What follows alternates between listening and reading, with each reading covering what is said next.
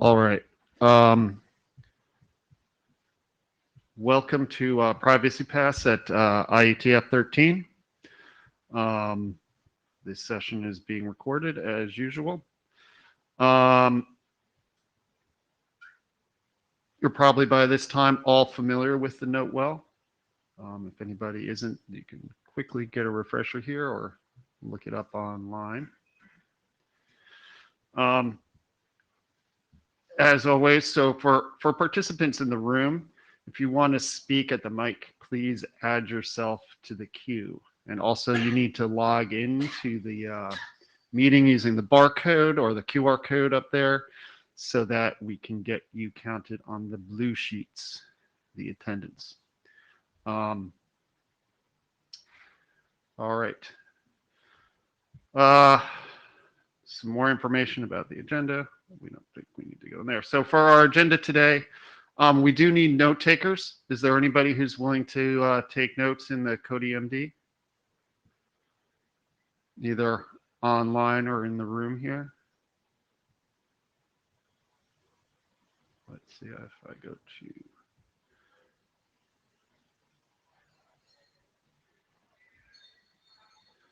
Can't quite see it. Anybody respond in chat? Okay, thank you, Jonathan. All right, and then on the agenda today, we have looking at our adopted drafts and going through some of the changes that have been made there. We have a draft on rate limit tokens that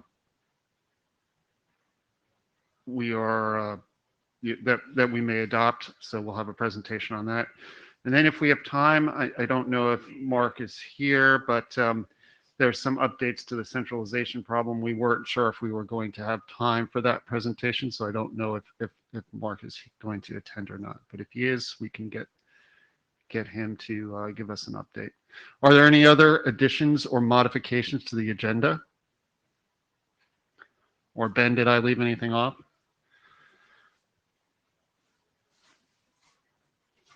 Awesome, Mark is here.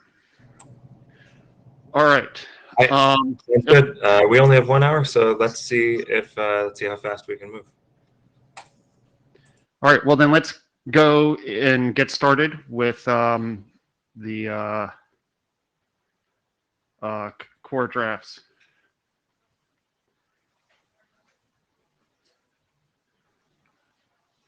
Chris, do you want to? Are you going to share?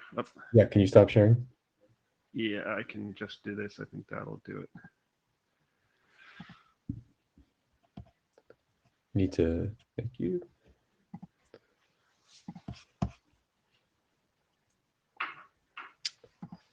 Oh, sorry.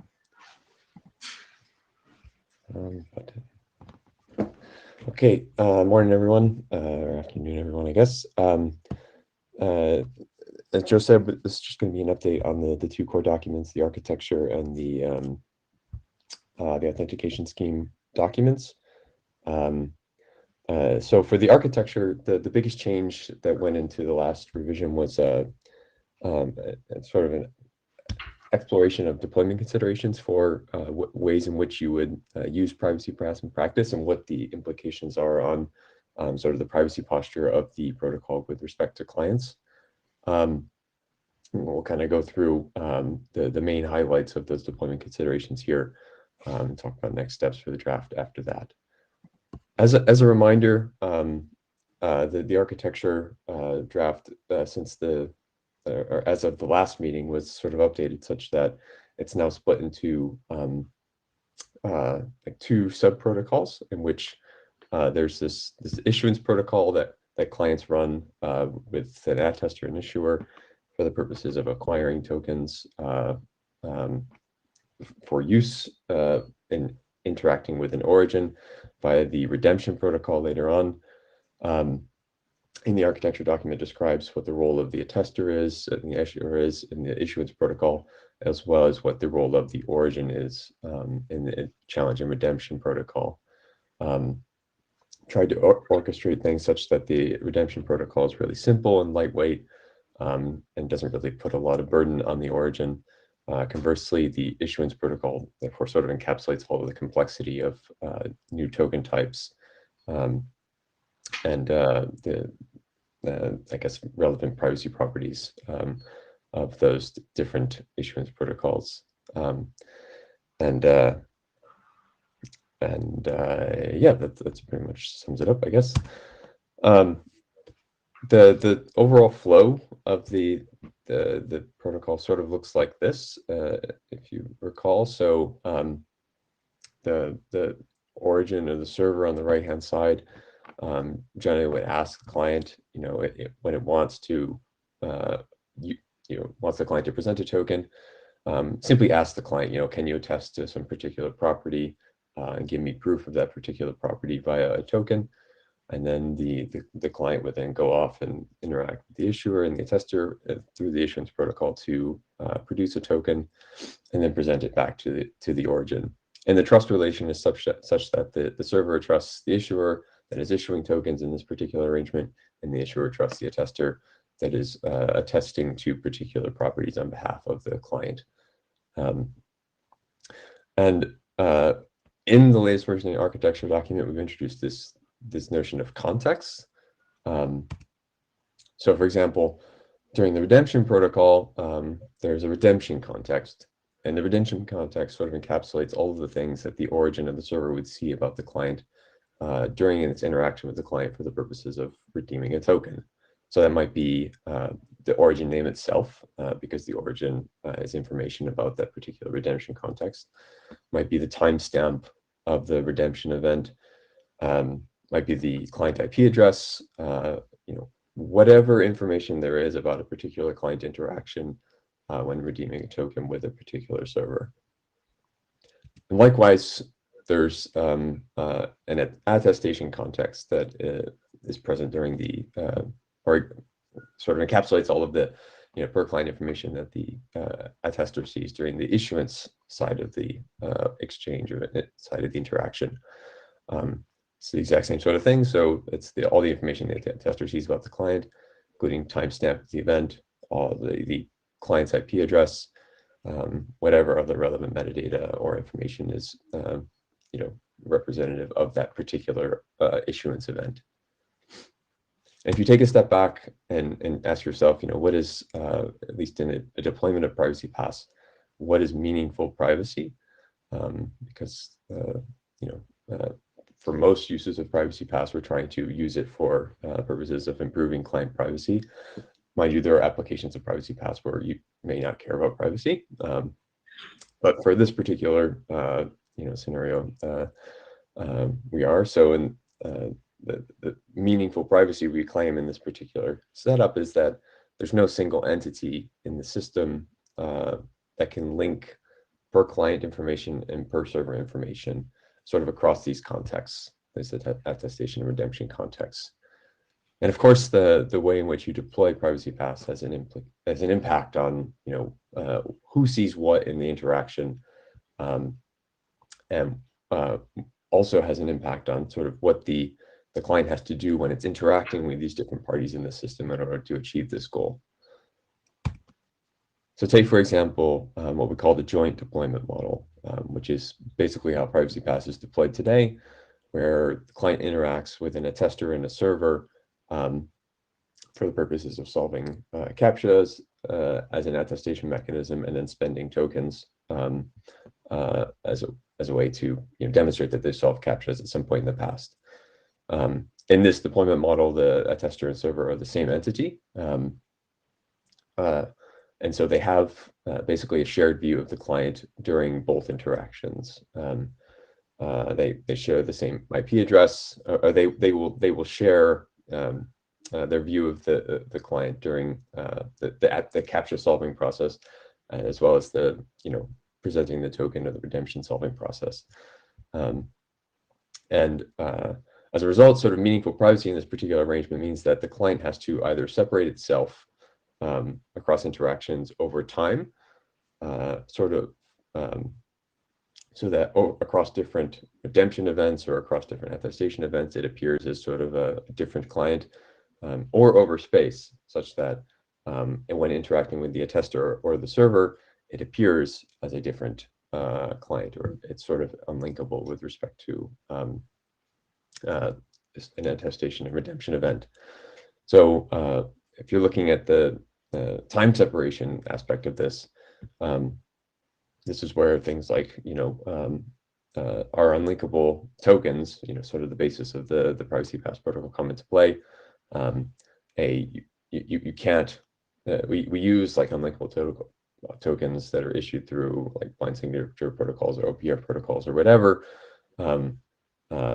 such that the attester and server can't link a particular issuance flow to a particular redemption flow. Ergo, they're sort of separated in time. On the space separation side, a client would sort of separate itself in space by using, for example, a proxy and connecting to the attester or connecting to the server. Indeed, in the initial motivating use case for Privacypass, wherein Tor users would go and interact with the users of Tor would be being faced with captchas over and over again repeatedly, being forced to present tokens. They were already sort of separating themselves over space, but you can use other proxies if reasonable for your particular deployment model. Yeah, Ben, go ahead. Hey, you said time or space here. I guess I would have expected time and space, because whether I see a consistent IP address over a long period of time, or I don't know your IP address, but you're the only client who's requesting and using tokens in some short period of time, it seems like either one of those is would well, I think sort of implicit here is that there's more than one client interacting with the system.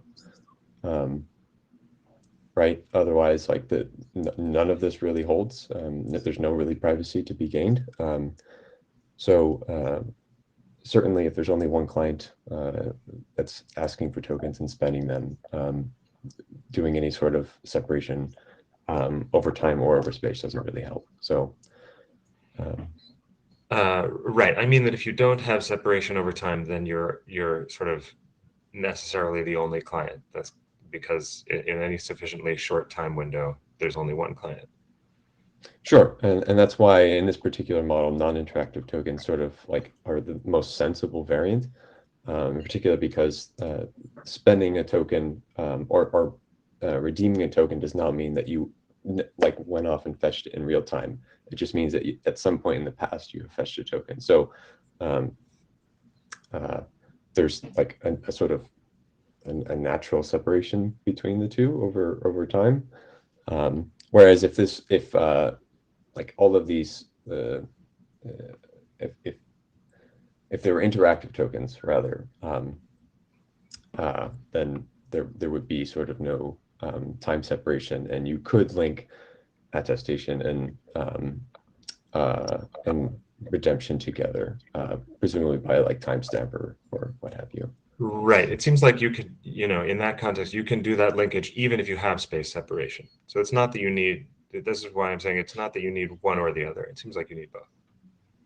Anyway, I won't hold this. So recall the meaningful privacy here was that you're not able to link per client, per server information.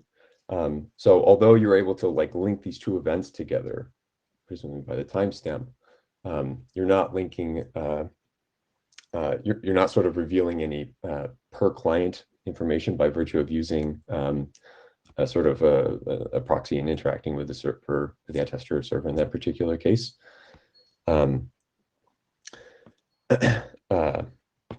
So yeah. Anyway. Okay, moving on. There's also there's another other deployments in the draft as well. Deployment models in the draft as well. Another one we talked about is this split deployment model, and this is useful for different attestation mechanisms that are less privacy friendly. Like say, for example, the client is demonstrating that it has ownership over some specific type of application account and is like specifically logging in with that account. In this particular model, by joint, we mean that the sort of the tester and the server are run by two different non-colluding entities. And as a result, they don't share the same context with respect to attestation and redemption. And so the sort of bar to meaningful privacy is kind of lowered in a sense, and just means that the attestation in this particular case can't reveal any sort of per server information, because the attester doesn't have the sort of the shared view of the redemption side that it otherwise would in the joint deployment model. And likewise, that redemption doesn't reveal any per client information. So the excuse me, the interaction between the client and the server during redemption just needs to sort of make sure that there's no per client information revealed. For example, using a proxy to interact with it so that it's a particular unique IP address or whatever stays hidden. And then during attestation, you just need to make sure that whatever issuance protocol you're using doesn't leak inadvertently the origin name or anything else in particular about the redemption context to the attester. And this sort of has implications on how the issuance protocol works. In particular, the issuance protocol should not reveal any things that are particular to the origin during issuance, but thankfully all of the issuance protocols, like the blind signatures and the OPRFs and whatnot, naturally sort of hide this information by virtue of being blind signatures or oblivious pseudo-random functions. Yeah, I think next steps, there's an open issue right now for sort of addressing the double spend requirements when you're using cross-origin tokens across different or double spend prevention requirements, excuse me, when you're using cross-origin tokens,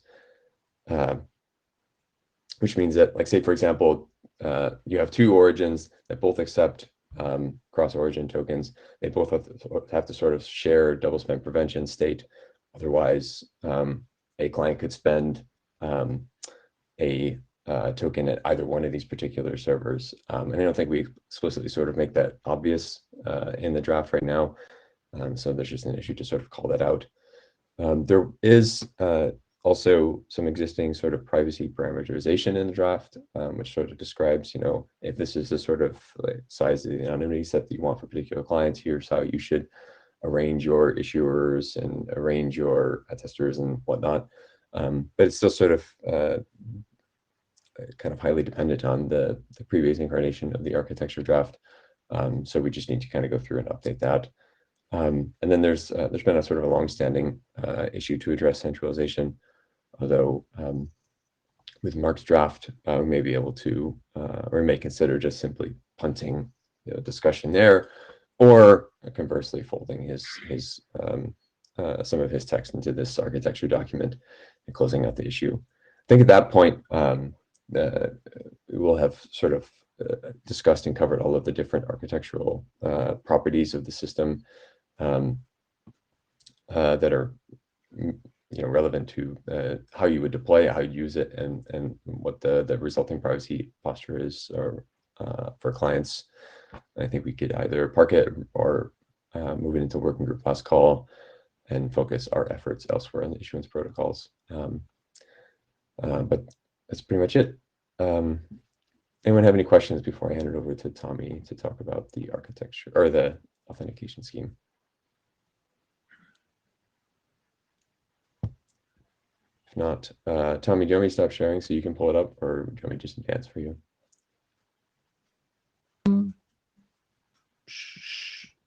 I can just say next slide. It's fine if you don't mind. Yep, that's fine. Okay. All right, next slide.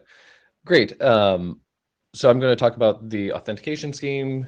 This is the document that we discussed at the interim meeting. It is newly adopted, and we did actually publish a -01 version just this week with a couple of the changes that we'll talk about today.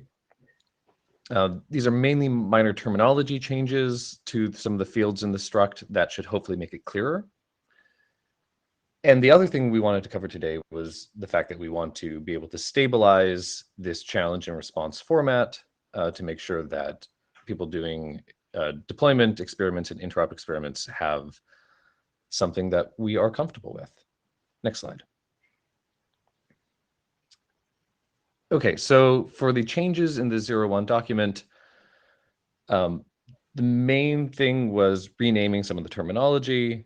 There was a field in the challenge structure before, which was a redemption nonce. Oh, Ben in the chat is saying that the audio is not very clear. Is that true? Yeah, you are breaking up occasionally. Okay. Try to unmute.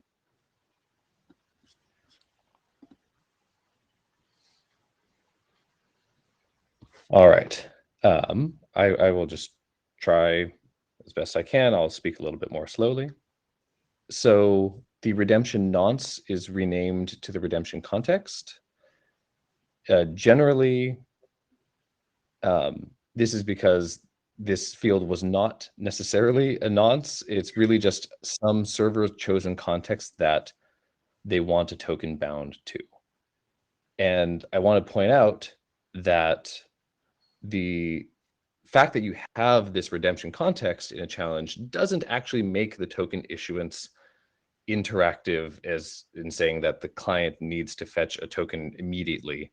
It's just saying that this token is bound to something that the server knows for purposes of double spend prevention. And it's something that isn't exposed to the issuance protocol. So it's really just between the client and the origin that's doing the redeeming to make sure that you're not spending a token that someone else got. And then one other minor rename is that there was another confusing context name in the actual token struct that was given back to the origin upon redemption. And this was renamed to challenge digest because it is indeed a hash digest of the challenge. Next slide. All right. And then the other thing we want to do is talk about stabilizing the format of this challenge and response. We have several implementations that have been testing with interop. And to encourage the deployment of these and experimentation between these, the authors would like to essentially hear any issues with that format now so that we don't have to worry about changing it too much later. Next slide. So just to review what the current status is of these structures in the challenge. So this is all using HTTP authentication with the scheme as private token. It has a challenge and a key that are passed there. And then the challenge structure has the token type, which defines which issuance protocol we would use. It has the issuer name, which tells you who is allowed to actually give you the tokens on the other side. It has the newly renamed redemption context, which is optional and is essentially just some random server chosen context that they want to bind this token to. And then also an origin name to scope this token to a particular origin upon redemption. And that's it for the challenge. And then the next slide is the redemption side. It's the same scheme for actually sending this authorization. The token type is there again. There is now a client-generated nonce, which is a true nonce that is used to make sure that this is a unique token as part of the issuance protocol. There's a hash of the challenge structure.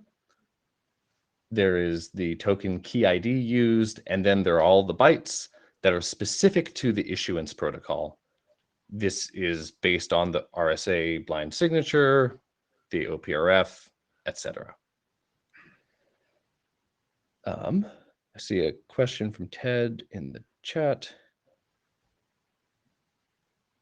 Ted, would you mind maybe asking the question at the mic? Ted Hardy speaking. If you wouldn't mind going back a slide. I was typing slowly, so it was actually about this. For the opaque origin name, which is optional, if you wanted to have something that covered both YouTube and Google search at the moment, you could leave this out, and the redemption context would handle it. You could present it, and either one could do it. But I was wondering whether it be another option to consider, and maybe it's not needed, is to allow opaque origin name to have more than one appearance in the struct, so that you could specify a list of origin names that are covered for when you have cases like that, where the redemption mechanics in the back end are likely to be the same, but the origin names are not. So I'm not sure this is worth doing. That's why I just put it in the chat to kind of as a side comment, but that was the question. Got it. Yeah, that's a great point of an interesting feature that this could have. As you point out, it could, of course, just use cross-origin tokens, but then depending on what your issuer is, that could be a much broader pool of origins that it would be shared with, and not just Google and YouTube. The other approach I imagine could be taken is that the client could know essentially when it is safe to do cross origin for a single origin, similar to how I can do connection, like HTTP2 connection reuse if the two origins are covered in the same certificate of the server that I'm talking to, potentially. So I think you're probably right there that there could be something else it uses to know whether it's safe to do the cross origin, but the mechanics of this and the back ends of some of these are going to be a little bit wonky, because in some of these cases the same redemption mechanics are going to be used for something like GCP. So you could have instances that are being issued by Google where the redemption mechanics definitely do not want you to use the same redemption context as the Google properties themselves, but they might be the same redemption mechanics in the back end for origins that are just living in their cloud. So if we're not going to use multiple origin names, then I think one of two things will happen.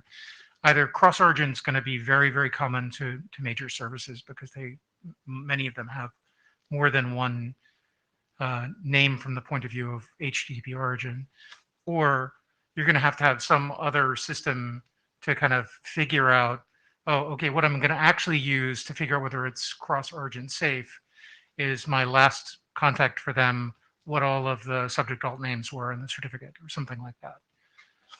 So there's some trade-offs here, and a simpler trade-off might actually just be to say opaque origin name can occur multiple times, because then if somebody wants to scope it to a specific set, they don't have to rely on either previous contact by the client, or maybe a try and fail with cross origin that was to the same set of servers, but to different actual redemption contexts. So just a thought. Got it. Yeah, no, that's good. We will take that as an issue to look at. Stephen? I think even beyond wanting multiple origins, the definition of an origin in Privacypass is slightly different from what an origin might be on the web. It might be a site, or it might be an origin. So I think Ben mentioned the idea is leave origin to be an actual opaque blob that, depending on the use case, it might be interpreted as a literal origin, or it might be a set of things or a site, and leave that up to the use case rather than trying to put it in the stock.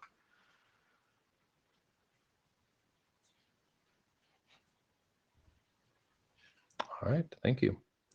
Okay, let's go forward a little bit. All right. And yes, that was Stephen. So the origin behavior, essentially the server behavior of what to do in this is, if you want to challenge, it should be very, very simple. You essentially just need to choose who your issuer is, one or more of them, and what token type you want to use. So what issuance protocol. You can choose to be per origin or cross origin. And to the discussion we were just having, maybe, there is a in between. You need to choose what is that value of kind of what you are binding your challenge to. And then you can choose the optional context that you want to have. So for this, the context really is about the state that you need to keep for double spend prevention. If you don't have any context, then the state for enforcing double spend prevention is not really tied to what's in the challenge, but you need to have some broader state that you keep upon redemption to recognize identical tokens coming back to you. And that is certainly doable, but it can require more work on the origin. The benefit of having the context-based token is that they can tie specific client session properties or other properties that they want to the token to make it a smaller set of things amongst which you need to do double spend prevention. I think the next slide has some examples that Chris gave. So of course you can have an empty context, but you could have some very simple mechanics like doing a hash of the client IP address or the client IP address subnet, so that you can just compare these tokens to other clients that fall within that subnet. Or you could have something associated with your state with the client. So if the client has a long-lived connection with you that's doing HTTP2 or HTTP3, maybe you have some state associated with that you just keep for the lifetime of that session, and then you can just guarantee that this token is only valid for the lifetime of that session. All right. And then on the client, mainly what the interesting things that a client needs to do is manage what tokens are cached and how they are reused, and recognizing which tokens are eligible to be reused and what cache you need to pull from. When you don't have a context, then it's very easy to cache it. If they are context-based, then you have generally shorter caching lifetimes. And we had a recent issue from something like Chris pointed out, that you want to probably clear any cached tokens whenever you clear your cookie state or something else that would otherwise be changing the client state. And then the other thing that you want to do on the client side is to verify that origin name information to make sure that it matches. And this, again, to the point that Ted brought up, is where if this is expanded to include multiple things, it's some verification that what the challenge was bound to actually represents what you the state you think you have with the server, to make sure that you're not going to give a token to the wrong server. All right, next slide.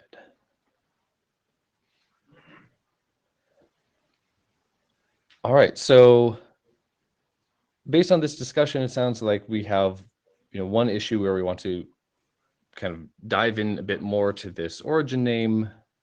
If other people see other changes to the formats that would be useful, that would be great to hear now.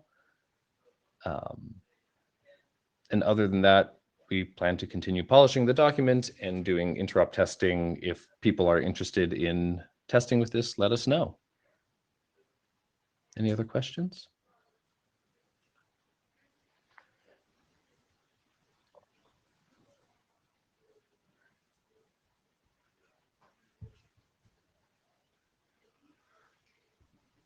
Okay, any other feedback on either of these two core drafts?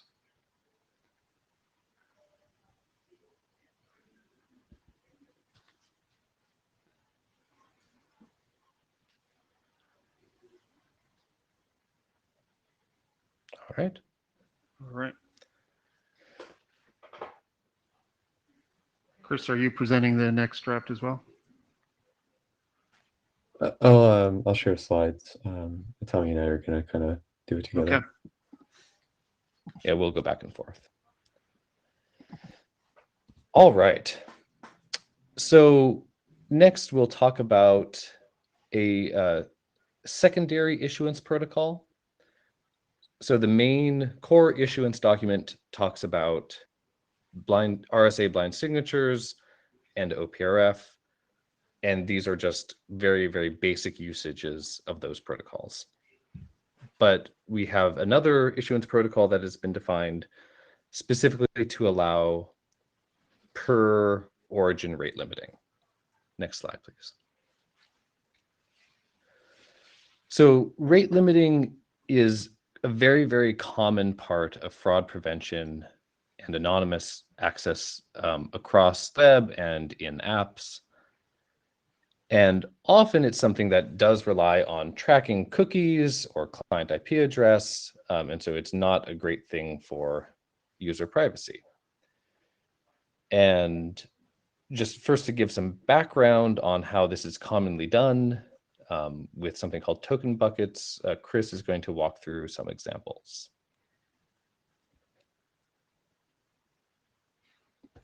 Yeah. So token buckets or leaky buckets, choose whichever one you like. Using token buckets here, so I think it maps better to the analogy of the sort of the use case here. As I guess a reminder or a refresher for people who may not know, a token bucket is sort of just a process or an algorithm for sort of enforcing rate limits. And you can think of it as a composition of two independent processes. One of which is a process for sort of replenishing tokens in this bucket, sort of like adds a new token to the bucket at a fixed rate.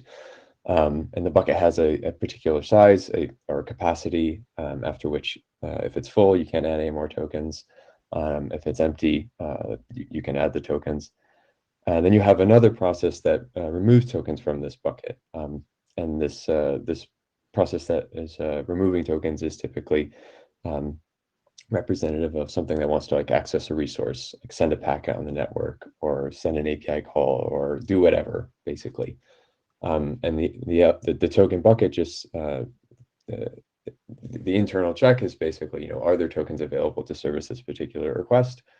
If the answer is yes, as in the number of tokens in the bucket is not empty, the request is serviced. If it's not, it's dropped on the floor.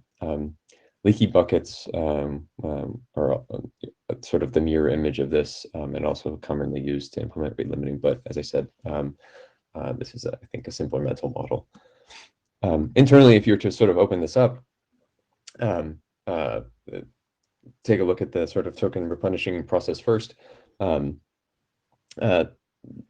When a token bucket is replenished, the very first obvious thing is that the bucket that is being replenished has to be identified.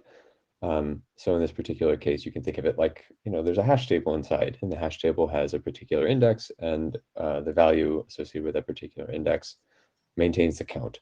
So in this particular slide here, the bucket with the index 125 blah blah blah whatever is incremented with T tokens, or replenished with T tokens, and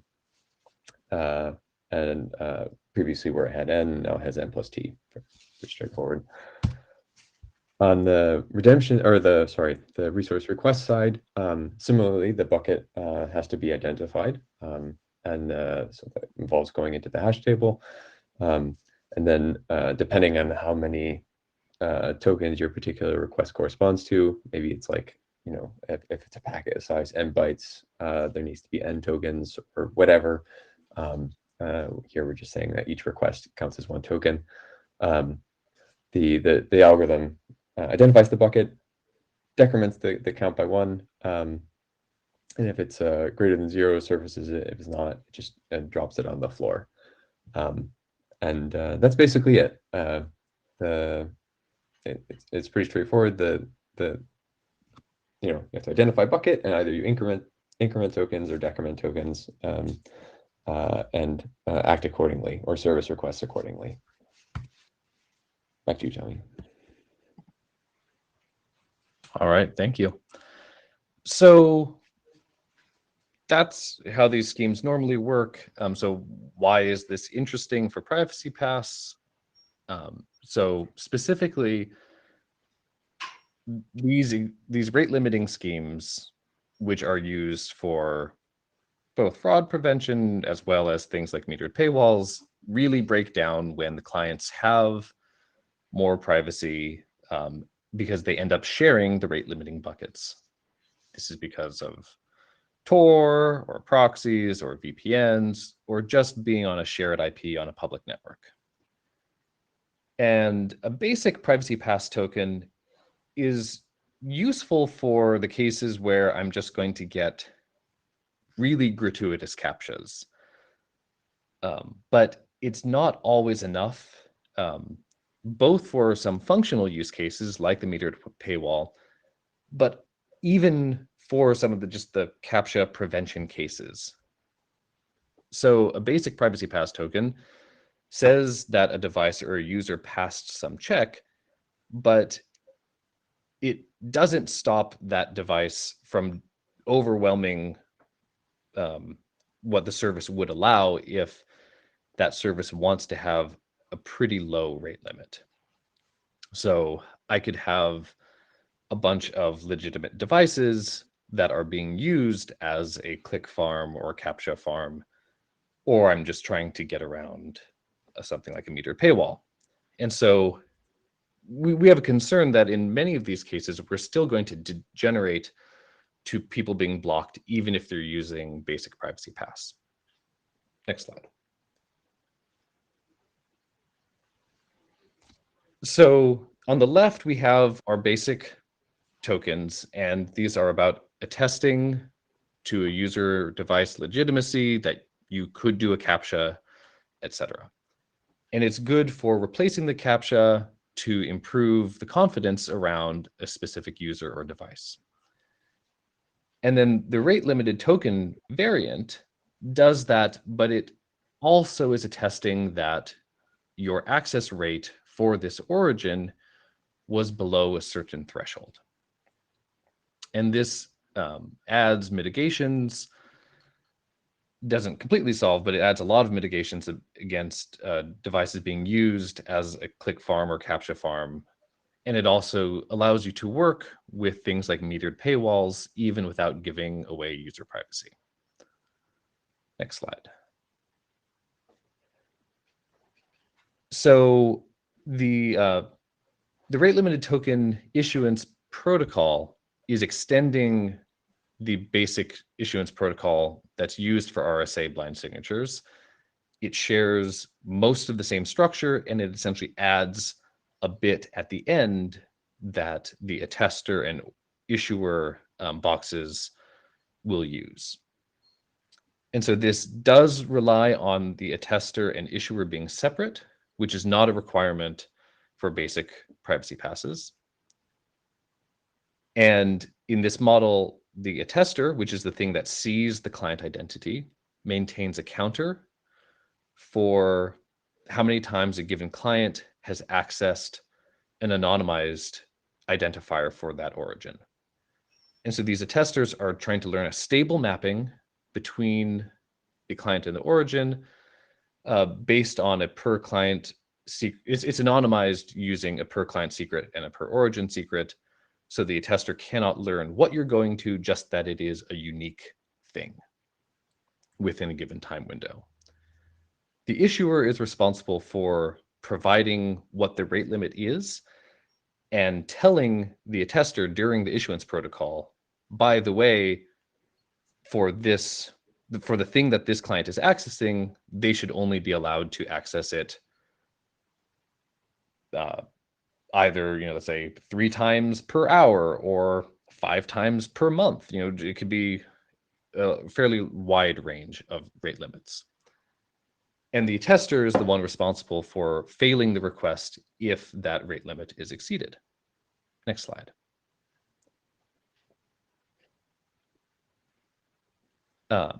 Yeah, and so the main interesting part here is how you do this without revealing to the attester what the per origin information is. Next slide, and I think it's back to Chris now. Yeah, thanks, Tommy. Right, so as Tommy said, the main challenge in the protocol is to basically compute the stable mapping, because we want to do it in such a way that the sort of buck identifier is private to the attester. In particular, private in the sense that the attester doesn't learn the specific origin for which the bucket corresponds to, but it does have assurances that it is sort of the same origin for a given client over time. Otherwise, it's difficult to reason about, or difficult to say that this is meaningful rate limiting on a per client and per origin basis. So to do so, sort of the way the rate limited issuance protocol works is a part of it is that it computes this stable mapping, which is you can think of it as just a deterministic function between this client secret and this origin secret, where the client has and maintains the client secret, and the issuer has and maintains the origin secret. The attester has access to neither, and therefore can't compute the mapping. This mapping is basically, you can use it as an index into whatever other data structure you'd like to use for enforcing rate limits.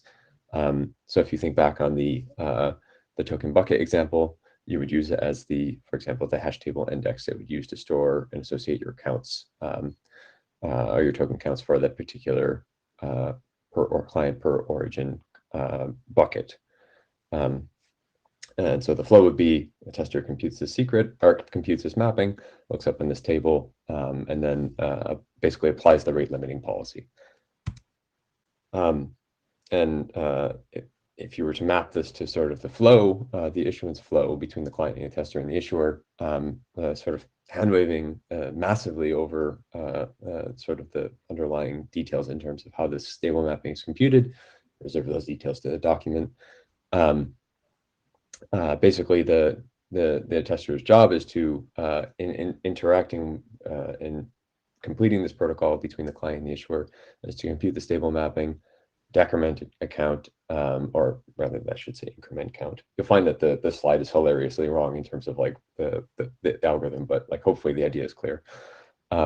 Basically, compute the mapping, apply the algorithm, and either accept the request and forward the token response back down to the client, or drop it on the floor, sending the client down an appropriate error code. And this, the close reader will understand why this is wrong in terms of like what the check is actually doing. But I think you should get the idea.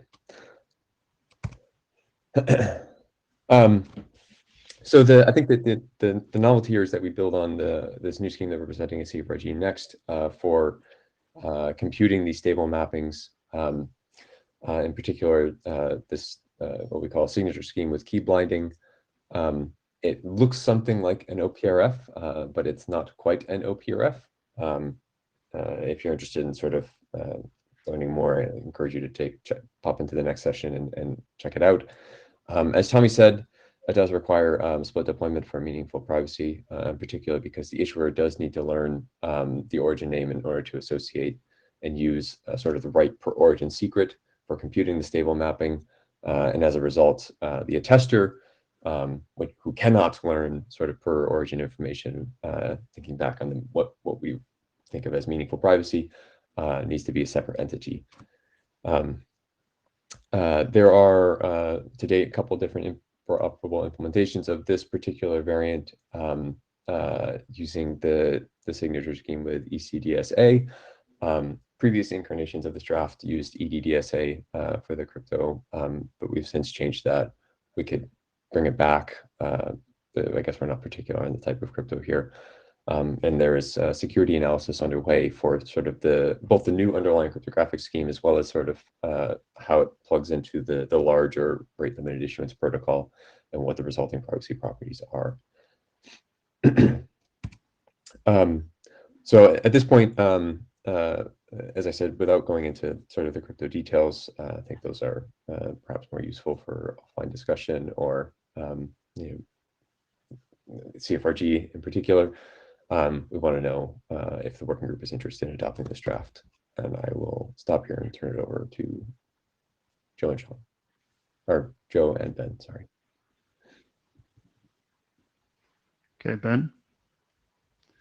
Hi, this is just as individual. I want to understand a little bit more about the proposal and use case. So let me ask, why can't we do this with the standard or previous Privacypass construction? So for example, let's talk about the rate limiting paywall case. If I'm a magazine, I could act as both issuer and validator, and users could make an account with my origin, and then I would say, you have a free account, so I'm going to issue you 3 tokens a month, and then I'm going to execute a redemption on to do a token spend event every time you attempt to view an article, and so you'll run out of tokens. Then when you try to get more tokens, that I can trigger the rate limit. So why isn't that the architecture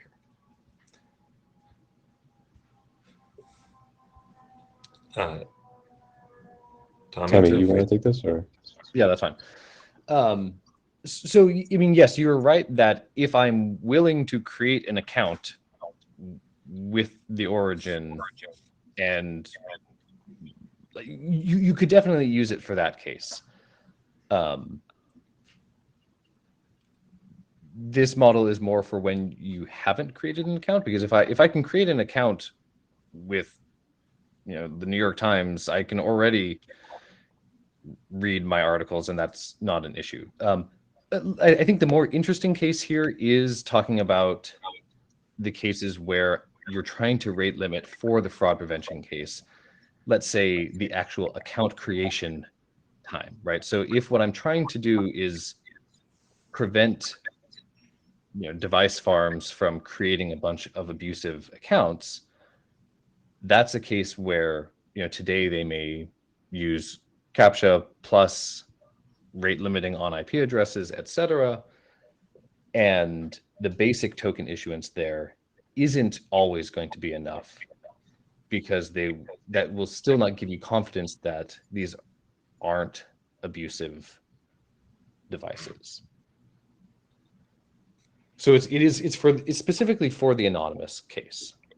When you so sorry, I wasn't clear when I said an account here. I didn't mean an account in the that is in the origin.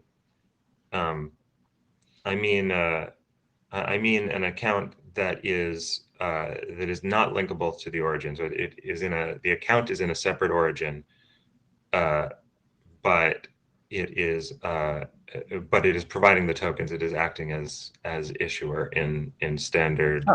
That's okay. That's essentially what this is then. But so in that case, if I have an account that says, "Oh, you get to read articles, or you get to do this," that thing, if it wants to rate limit to you to say, "I will give you only 3," right?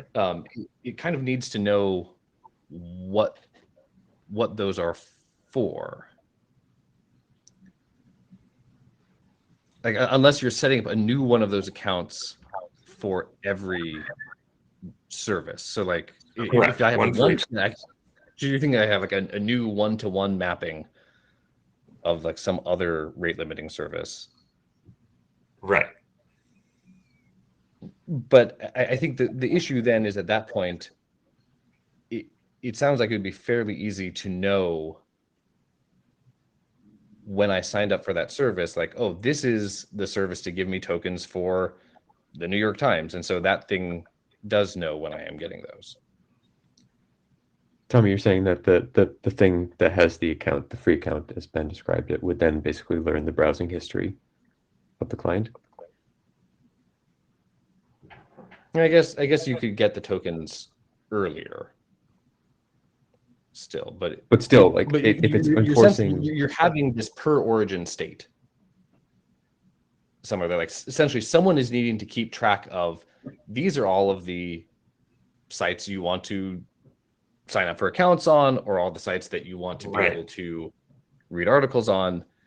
And that's partly what I'm looking for here is a way to take that state and shard it out and push it into an entity that is accountable and funded by the origin, as opposed to having it all essentially centralized in a single attester, which has to maintain this like potentially unbounded amount of state for like all of the different origins that the user is potentially active on. Okay. I mean, stepping back to the question at hand, I'll just say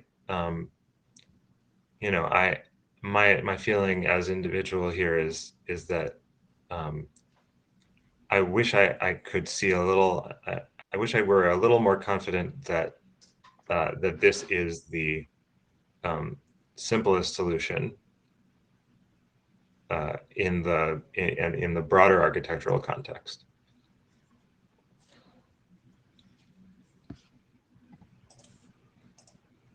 Okay. Tommy, are you in the queue? Okay, so Jonna. No, that was just to respond.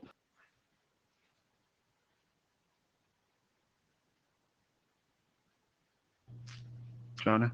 Hi, I just wanted to quickly respond to Ben's comment. Ben, I think I would 100% agree with you that if there was something simpler, we should absolutely do the simpler thing. And I would encourage folks to think about how this could be made simpler and share that either on the list or in GitHub.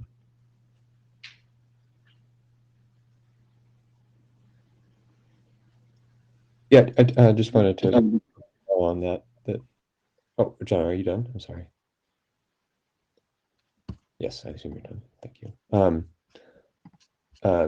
The key challenge here was in trying to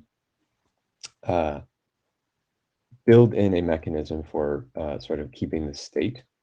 We did not want the thing maintaining the state to be able to effectively reconstruct any like browsing information or any sort of per origin information about the thing that it's enforcing rate limits for. Indeed, like earlier designs were a lot simpler, but they enabled the attester. I don't know if it was called the attester at that particular point, but they enabled the attester to learn that information. And in trying to address that, this was not the first solution that we came up with, but I think it is the one that has the desired functional properties as well as the desired privacy properties. And just to heavily plus one to what Jonna said, if there is a simpler solution, we would love to see it. But the core challenge, I think, remains the same. So.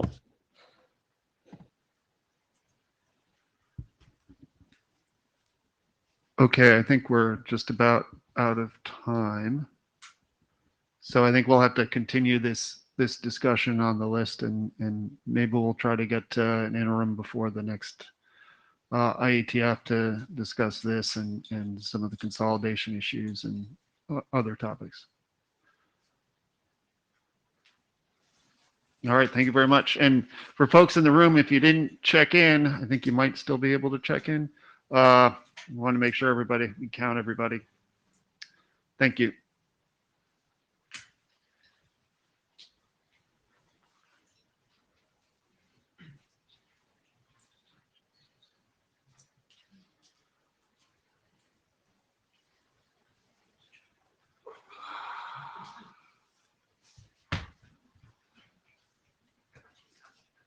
These masks increase the concentration of carbon dioxide. Makes it a little bit challenging. Yesterday, I guess. What was that? I can't remember. MLI. TLS. Yeah.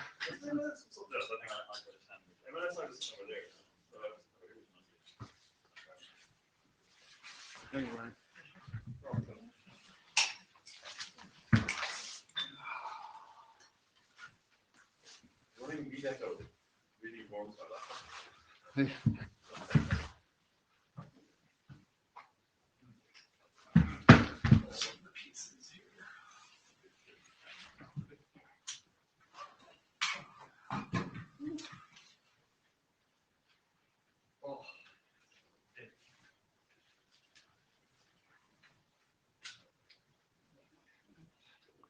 Thank you very much. Those in the room.